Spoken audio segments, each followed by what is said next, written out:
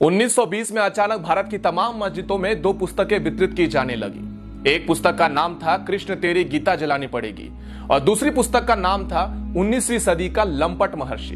ये दोनों पुस्तकें अनाम थी।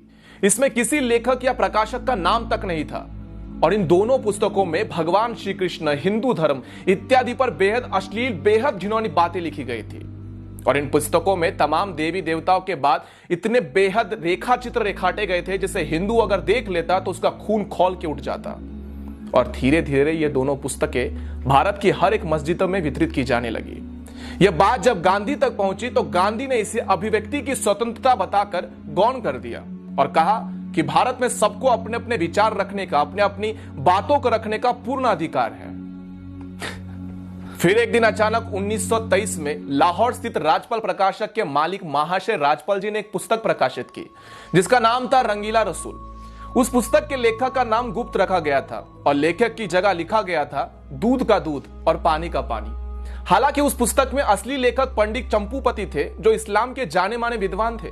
और सबसे अच्छी बात यह थी कि उस पुस्तक में कोई भी झूठ नहीं था बल्कि तमाम सबूतों के साथ बाकायदा आयत नंबर, हदीस नंबर इत्यादि देकर कई बातें लिखी गई थी। 1.5 वर्षों तक रंगीला रसूल बिकता रहा पूरे भारत में, कहीं कोई बवाल नहीं हुआ। लेकिन एक दिन अचानक 24 मई 1924 को गांधी ने अपने समाचार पत्र यंग इंडिया में एक लंबा चौड़ा लेख लिखकर रंगीला रसूल पुस्तक की खूब निंदा करी और अंत में 3 पंक्तियां ऐसी लिखी: मुसलमानों को स्वयं ऐसी पुस्तक लिखने वालों को सजा देनी चाहिए।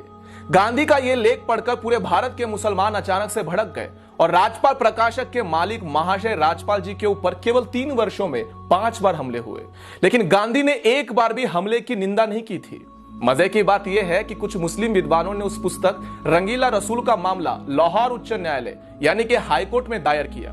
हाईकोर्ट ने 4 इस्लामिक विद्वानों को न्यायालय में खड़ा करके उनसे पूछा कि उस पुस्तक में ऐसी कौन सी पंक्ति है जो सही नहीं, आप स्वयं बता दीजिए। चारों इस्लामिक विद्वान इस बात पर पूरी तरह से सहमत थे कि इस पुस्तक में कोई गलत बात नहीं लिखी गई। फिर लाहौर उच्च न्यायालय ने महाशय राजपाल जी पर मुकदमा खारिज कर दिया और उन्हें बाइज्जत बरी कर दिया।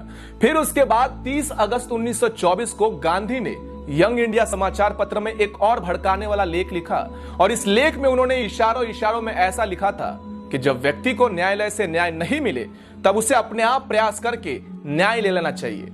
उसके बाद महाशय राजपाल जी के ऊपर 2 बार और हमले का प्रयास हुआ और अंत में 6 अप्रैल 1929 का हमला जानलेवा साबित हुआ जिसमें मोहम्मद इल्म दीन नामक एक युवक ने गदा से महाशय राजपाल जी के ऊपर कई बार वार किए जिनसे उनकी मौत हो गई थी। जिस दिन उनकी हत्या हुई उसके 4 दिन बाद गांधी लाहौर में थे।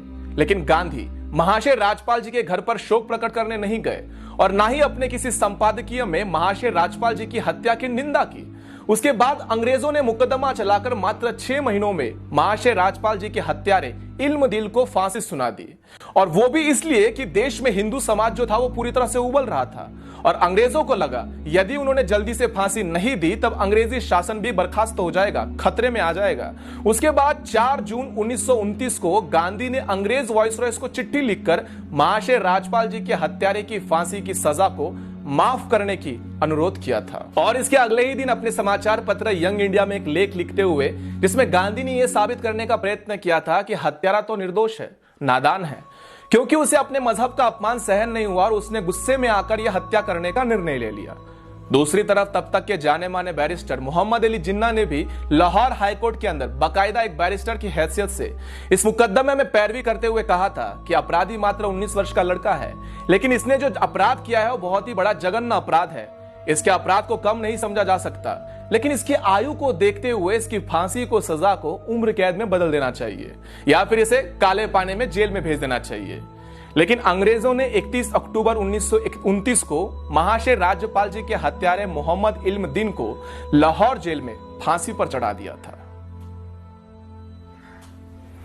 बापू, तुम्हारा अहिंसा का पाठ एक तरफा था।